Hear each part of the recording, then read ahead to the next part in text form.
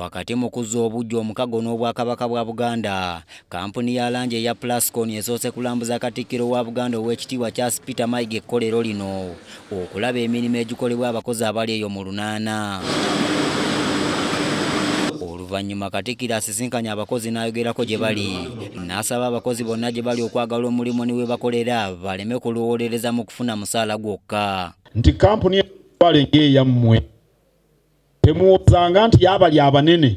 Bano abanene temubeesigulirako. Kampuni bw'efuna ekizibu bajja kufuna emirimu emirala mangu. Mwe muddeyo ekyebongotoko.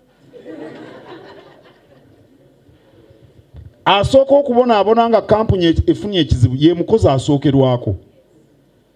Bano abakulu babamanyi, amakampuni gabamanyi, gasobola okubakwakkula ne gabajja na wano ne gabatwala. Naye gwe musajja wattu wava kyamusansala.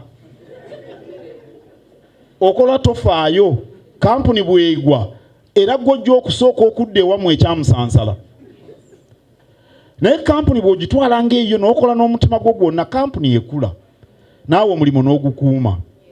Naye n'ekirala kampuni bw'ekula ewandiisa abakozi abalala. Tulina ekisoomoozo ky'amaanyi, emirimu tegirabika mu Uganda. Kakati kampuni ennamu ezikula tuzaagala zongere okukula ziwa abantu baffe emirimu. Awo nno kampuni eno mugitwale ng'eyammwe. Katikkiro era yennyamidde olw'enguudo z'ennamanva awali amakolero agasasula omusolo okuba nga ziri mu mbeera eteeyagaza. Okusasula emisolo, kubanga gavumenti zeetaaga emisolo okutuweereza, okututuusaako obuweereza.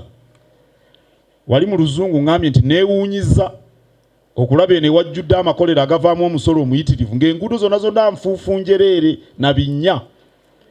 Enguudo zino bazikole kubanga mmwe muwa omusolo gavumenti gwe yeetaaga.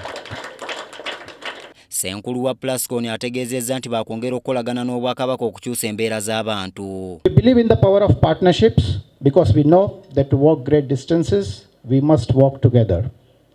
As Plascon, we will continue to support community development efforts together with our partners, both in cash and in kind.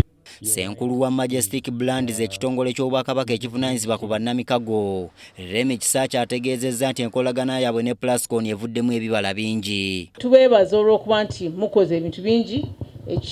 Ekisembyeyo juzi kyali kyatwekobe, mwasiga twekobe, ne wenjogera Bulange bali mu gisiiga. Ttiimu eweereza bulungi, tukolagana bulungi. Oluvannyuma Plascon ezizza bujja omukago n'Obwakabaka okumala emyaka emirala 3. Nze Andrew Sebbira, Ennamanve.